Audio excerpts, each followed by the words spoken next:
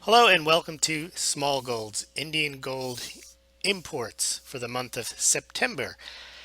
Indian gold imports rose 63% month over month. So September's 2016 Indian gold imports have climbed off of July's multi-year monthly low levels.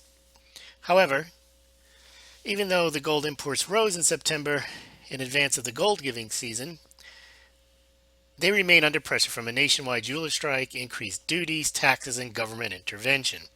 So let's take a look at what we've got so far this year. Indian gold imports were 42.4 tons, or approximately 1.4 million ounces in September, which was up 63% from August's 26 tons, or approximately 835,000 ounces, but down 24% from gold imports of 55.5 tons, or approximately 1.78 million ounces last September. If you're interested in a survey of India and gold, please go to this website, this blog post, where I've placed a link at the bottom of this podcast, and you can click on it and you can read about India and gold and its Indians' historical affinity with gold.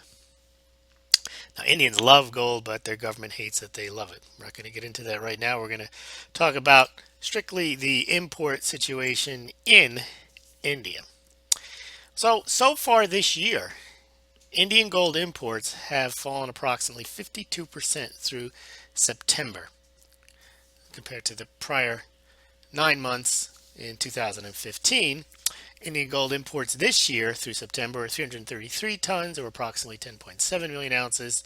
But last year, through the first 9 months of 2015, gold imports were 692 tons, or approximately 22.2 million ounces. I've added a new chart, courtesy of Nick Laird at Gold Charts R Us. He managed to pull the data. We only had it up from 2008 to 2016. He's managed to pull it all the way back from 1999, and I've included that data in a chart here. So you can see so far this year, the 333 tons places it probably on a pace for about 500 tons this year. Not bad, but one of the lowest months since 2003 or 2002. And basically the reason for that is not just the 10% duty. That's been around, the Indians have been charging that since 2013, but also because couple that with higher prices, and you have a situation where Indians are price sensitive, excuse me, are not purchasing gold in the way that they had last year when the price was lower. However, this year, as we noted last week, the Indian monsoon season was very good, so Indians are now, for the most part, have more cash from their crops than they've had in prior years. It's been one of the better rainy seasons, one of the better crop years. And also we had the fall in gold prices in early October. So early reports of gold imports into India in October seem to be on pace for about 60 to 80 tons, which would put it back to the levels that we had last at the beginning of the year in January. Now, here's what we're talking about. If you look at Indian monthly gold imports this year, you can see that 42.4 tons of gold imported in September. It's up from most of the year. The monthly totals were in the 20s and 30s. But you see last year, from January through December, there were a few months where there were over 100 tons of gold imported, oftentimes in the 60s or 70s. This year really has collapsed, but they're expecting this October, the month that we're just ending now, will have a much higher gold import. Now, the reason gold imports are important in India is India has virtually no domestic mining supply for gold. They import it all. They've had a 5,000 year history of gold. There's a lot of gold in the country. There's estimated 18,000 tons of gold held by Indian households scattered across the country. So a lot of their gold demand is made up through secondary gold recycling, and then also they need to import a tremendous amount of gold as well. If you're interested in gold, Remember, Smaulgld and this YouTube channel are ad-free. It is supported solely by advertising on the Smaulgld website, and also through commission sales through gold dealers that we have affiliate relations with. And if you're interested in gold, you can check out the gold affiliate sites, compare pricing and shipping. And if you do buy from Smaulgld, we get a small commission, but you pay no more, no less than if you had visited these sites on your own. So please check that out if you're interested in buying gold. There's also a few reasons, we've discussed these in the past, why Indian gold imports are down. There's that 10% gold duty. There is a gold monetization scheme. The government and the media are really pushing for Indians to kind of wean themselves off of gold, to buy gold ETFs, to buy something else for Diwali. And they're trying to give them these gold coupons where you give your gold to the government, and then the government gives you a bond and pays you interest on it. So far, it's been a pretty much a disaster. Indian people living out in a farm do not want, where there's no banking, and they want to store their wealth for generations, do not want a piece of paper from the government, which they many view as corrupt and may not be around in a generation. Whereas that gold that they have in the form of bangles or other forms of jewelry or in gold bars will last them a lifetime and beyond. The Indian government has also, though, recognizing the desire for gold in physical form, has come up with a fairly attractive Indian gold coin for sale, and they are heavily marketing that as well. As we mentioned, there's sales taxes they've added on gold this year.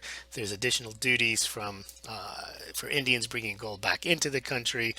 So there has been a kind of war on gold by the Indian government, but it looks like, at least now in October, and we'll report on that in a couple of weeks, that the gold imports are starting to pick up again. This year, the gold story has been on the Western demand side, our ETFs and COMEX futures contracts. Gold demand, physical gold demand in the East has been down in India, as we've just seen. It's been down in China on the Shanghai Gold Exchange and other Eastern nations.